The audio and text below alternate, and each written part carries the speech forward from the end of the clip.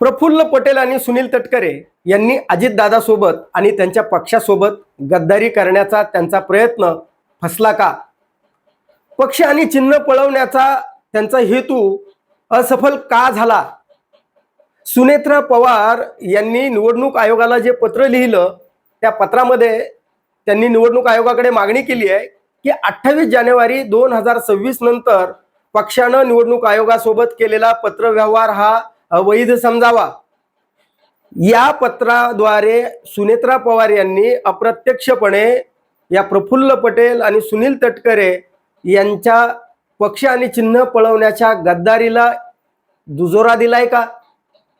आणि पक्ष आणि चिन्ह पळवण्यामध्ये त्यांना जे अपयश आलं यामध्ये नेमकी शरद पवार नावाच्या चाणक्याची भूमिका काय होती?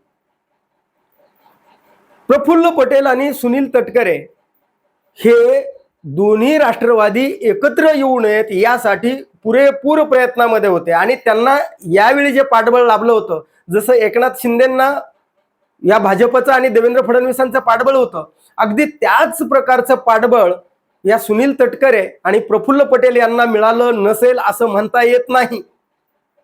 शरद पवार यांनी जाहीरपणे भूमिका घेतली की अजितदादांची अंतिम इच्छा होती की दोन्ही पक्ष एक असावेत, मी साहेबांसोबत असावं असं त्यांची अंतिम इच्छा होती आणि ती इच्छा आपल्याला पूर्ण करावी लागेल।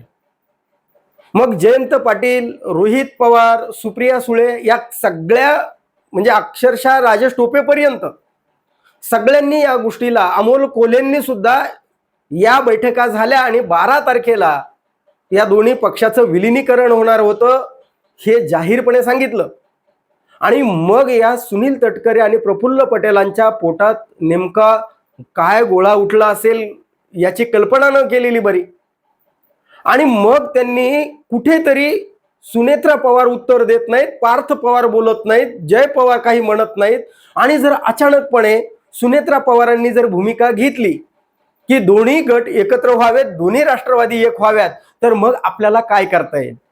मग भाजपनं आणि या पटेल तटकरेंनी खेळी खेळली असेल का की बरोबर या चर्चा चालू असताना 16 फेब्रुवारी 2026 ला या प्रफुल्ल पटेल, सुनील तटकरे आणि ब्रिजमोहन श्रीवास्तव या तिघांच्या सहीनं निवडणूक आयोगाला पत्रव्यवहार केला गेलाय आणि त्या पत्रव्यवहारामध्ये कार्यकारी अध्यक्षाला सगळे संपूर्ण पक्षाचे अधिकार आहेत असं त्या पत्राद्वारे निवडणूक आयोगाला कळवलंय। म्हणजे एक प्रकारे सुनेत्रा पवार यांनी होकार दिला तर हा पक्ष, हे चिन्ह सुनेत्रा पवारांचं, पार्थ पवारांचं अथवा जय पवारांचं म्हणजे अजित पवारांचं नाही। जसं धनुष्यबाण आणि ती शिवसेना उद्धव ठाकरेंची नाही असं निवडणूक आयोगाला सांगितल्यानंतर निवडणूक आयोगानं ऐकलं। अगदी तोच खेळ हा राष्ट्रवादी काँग्रेस पक्ष अजितदादा सोबत खेळला जात होता की काय? म्हणजे सुनेत्रा पवार या अगदी मौन राहिल्या, त्याच्या पाठीमागं नेमकं हेच तर कारण नाही ना? एकीकडे बोलावं तर पक्ष हातचा जाईल का? म्हणजे सुनील तटकरे आणि प्रफुल्ल पटेल हे भाजपच्या चालीनुसार खेळत होते आणि पियुष गोयल यांनी अगदी ह्या पत्रव्यवहार झाला की जाहीरपणे जे बोलले होते, पियुष गोयल एक मंत्री आहेत हो, ते उठसूट काही कसं बोलतील, त्यांनी प्रफुल्ल पटेलांच्या अध्यक्षतेखाली राष्ट्रवादी काँग्रेस पक्ष सक्षमपणे पुढे जाईल असं जाहीर करून टाकलं। म्हणजे प्रफुल्ल पटेलांना त्यांनी राष्ट्रवादी काँग्रेस पक्षाचं अध्यक्ष जाहीर करून टाकलं होतं। मग नंतर त्यांनी सांगितलं की ते चुकीचं होतं वगैरे, त्याच्यावर त्यांनी स्पष्टीकरण पण दिलं, पण ते विनाकारण आलेलं वाक्य नव्हतं, कुठंतरी काहीतरी शिजत होतं, त्याचाच तो परिपाक होता। म्हणजे या सुनील तटकरे आणि प्रफुल्ल पटेल आणि त्या ब्रिजमोहन श्रीवास्तव यांनी खेळ केला होता आणि त्यामुळेच आता या शरद पवारांना मानावं लागेल। त्यांची जी चाणक्याची भूमिका आहे ती आपल्याला लक्षात घ्यावी लागेल।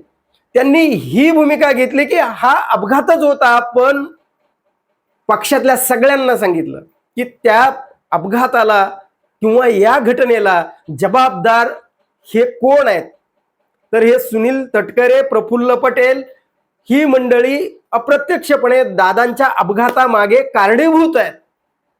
मग काय, रोहित पवारांनी अक्षरशः म्हणजे महाराष्ट्रापासून दिल्लीपर्यंत संघर्ष उभा केला, एक जनमताचा रेटा तयार झाला आणि सगळ्यांनी या सुनील तटकरे, प्रफुल्ल पटेल आणि राष्ट्रवादी काँग्रेस पक्षातले जी लोक आहेत ती लोक कुठेतरी अजितदादांच्या अपघाताला कारणीभूत आहेत. म्हणजे त्यांच्यावर एक प्रकारे दबाव आला. प्रफुल्ल पटेलांना सांगावं लागलं की मी अध्यक्ष नाही होणार आहे. त्या तटकरेंना पुढे येऊन सांगावं लागलं की सुनेत्रा पवारच हे आमचे अध्यक्ष असतील.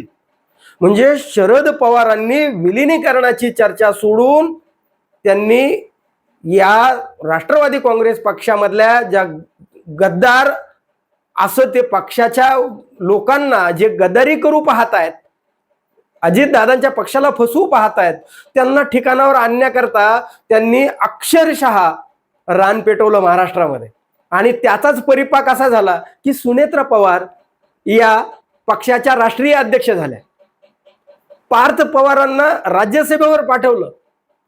हा पूर्णपणे शरद पवारांच्या अप्रत्यक्षपणे रोहित पवारांना मैदानात उतरवण्याच्या, त्यांचा तो पक्ष त्याला मैदानात उतरून सुनेत्रा पवारांचा आणि पार्थ पवारांचा पक्ष पळवून नेऊ नये, चिन्ह त्यांना पुन्हा संघर्ष करावा लागू नये यासाठी त्यांनी केलेली खेळी पूर्णपणे यशस्वी झाली. आणि म्हणून सुनेत्रा पवार अथवा पार्थ पवार यांनी सुप्रिया सुळेंच्या विरोधात वक्तव्य केलं नाही, रोहित पवारांच्या विरोधात वक्तव्य केलं नाही, अथवा शरद पवार जे बोलतायत ते खोटं बोलतायत असं सुद्धा सांगितलं नाही. म्हणजे एक प्रकारे या शरद पवार, रोहित पवार यांनी सुनेत्रा पवार यांना पक्ष आणि चिन्हासाठी जो संघर्ष करावा लागणार होता तो संघर्ष त्यांच्या वाट्याला येऊ दिला नाही. आणि अजितदादांचा पक्ष आणि त्यांचा चिन्ह कुठेतरी ते सुनेत्रा पवार आणि पार्थ पवार यांच्या हातीच राहील यासाठी त्यांनी केलेला प्रयत्न यशस्वी ठरला. म्हणजे निवडणूक आयोगाला जर पत्र सुनेत्रा पवारांना लिहावं लागतंय म्हणजे त्या पत्राचा नेमका हेतू काय आहे की 28 जानेवारी नंतर पुढचा पत्रव्यवहार निवडणूक आयोगासोबत पक्षानं केलेला अवैध समजावा. म्हणजे एक प्रकारे प्रफुल्ल पटेल आणि सुनील तटकरे यांनी अजितदादासोबत, त्यांच्या पक्षासोबत कुठेतरी राष्ट्रवादी काँग्रेस पक्षाला देवेंद्र फडणवीसांच्या दावणीला, त्या भाजपच्या दावणीला बांधण्याचा जो त्यांचा प्रयत्न होता तो त्या प्रयत्नाचा भाग त्यांनी तो म्हणजे केलाय का, म्हणजे गद्दारी करण्याचा प्रयत्न केलाय का, आणि त्यांना शरद पवार आणि रोहित पवारांनी कसं राजकीय दृष्ट्या वठणीवर आणलं याविषयी आपलं काय मत आहे कमेंट करून जरूर सांगा. आणि हा व्हिडिओ जर आवडला तर लाईक आणि शेअर करायला विसरू नका. धन्यवाद. जय महाराष्ट्र.